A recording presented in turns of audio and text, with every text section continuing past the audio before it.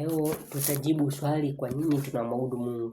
Hivi umeshawahi kujiuliza ni kwa nini unaabudu? Na inawezekana ikawa hata hujui kwa nini unaabudu. Ndio maana leo kumekuwa na swala kubwa la watu kuweza wengine kuulizana ya kwamba siku ya ibada ni ipi, kwa sababu kwanza inawezekana hawajui ni kwa nini wanaabudu, na hivyo hawajui kwa namna gani waabudu. Hilo ni swala jema sana kujua. Kwa hivyo kama tutajua ni kwa nini tunaabudu na tuabudu namna gani, hapo hatutakuwa na kwaro kabisa. Kwa maana Biblia ipo, maandiko yako wazi. Ni kazi yetu sasa sisi kuweza kuyatafuta na kutafuta ukweli uko wapi. Lakini sasa leo tuweze kuangalia part ndogo ya kwamba kwa nini tunaabudu, alafu tutakuja tujifunze siku nyingine tuabudu vipi. Unaona, kwa hivyo ni vitu viwili vikubwa ambavyo watu wa Mungu wanabidi wavijue leo. Jambo ambalo tunaliangalia leo ni kwa nini tunaabudu Mungu. Katika kitabu hiki tuanze na kitabu cha Ufunuo. Kabla hatujamaliza kitabu kingine, basi tutarudi katika roho ya nabii. Anasema katika kitabu cha Ufunuo sura yake ya 14 mstari wa 7, anasema, akasema kwa sauti kuu, mcheni Mungu na kumtukuza, kwa maana saa ya hukumu yake imekuja. Msujudieni yeye aliyezifanya mbingu na nchi na bahari na chemchemi za maji.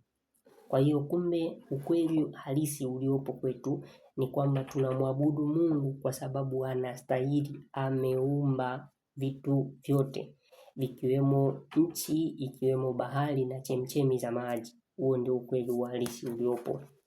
Anasema katika Pambano Kuu ukurasa wa 361, anasema wajibu wa kumwabudu Mungu umejengwa juu ya ukweli kuwa yeye ni muumbaji na kuwa uwepo wa wenye uhai wengine wote unategemea yeye.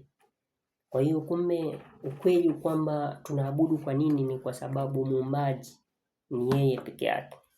Ndio maana ukiangalia katika kitabu cha Isaya anakuja kutuambia ya kwamba watu wanamfananisha yeye na sanamu.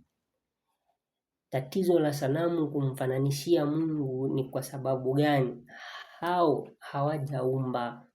Kwa hiyo ikiwa kuna mwingine yeyote aliyeumba vitu vyote hivi, basi yeye ndiye mwenye sifa za kuabudiwa na si mwingine yeyote ambaye hajaumba.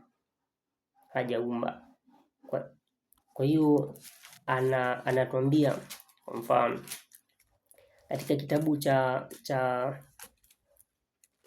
Isaya 42 mstari wake wa 5, anasema hivi, Mungu Bwana anena, yeye aliyeziumba mbingu na kuzitanda, yeye aliyezitanda nchi na mazao yake. Hizi ndizo sifa za Mungu sasa ambazo sanamu hawezi kutenda. Unaona yeye awapae pumzi wote watu walio juu yake, yeye awapae roho wao waendao ndani yake. Kwa hiyo tumekusha kuona hizi part mbili, ya kwamba ya kwanza ni kwa sababu ni muumbaji, lakini kipande cha pili ni kwamba kwa sababu wote wenye mwili ikiwemo mimi na wewe wote basi tunamtegemea yeye. Hata ndege wangani na wanyama wote wanamtegemea yeye. Kwa hiyo kwa kumtegemea yeye wanapaswa kurudisha ibada kwake. Ndio naona ndege nao huimba, hufurahi, nao msifu Mungu kwa namna yake, tofauti na vile sisi tunasifu, lakini point ni kwamba wanasifu na kumwabudia yeye peke yake. Kwa hivyo hiyo ndio ukweli wa kwanza ambao Mungu mwenyewe anasema. Ndio unaona katika amri anajitaja yeye kama aliyeumba mbingu na ardhi na nchi yote. Anasema katika kitabu cha Kutoka.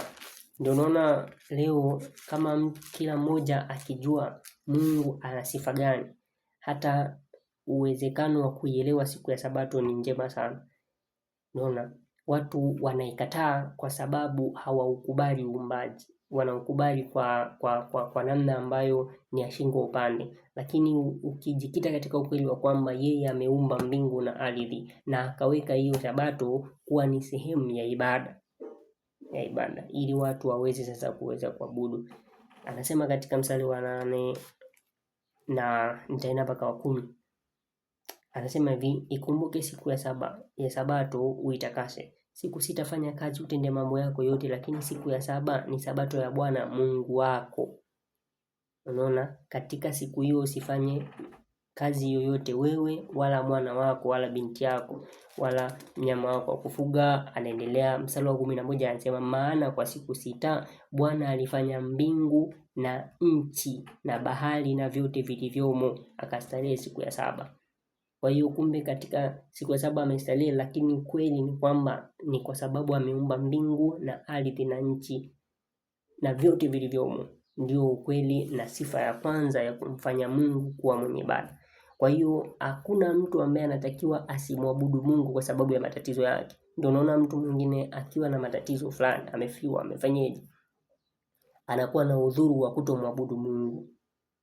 Sasa huo udhuru hauwezi kusimama, kwa sababu huo hautoi ukweli wa kwamba ameumba, na hiyo hautoi ukweli wa kwamba wewe unamtegemea yeye kwa uhai.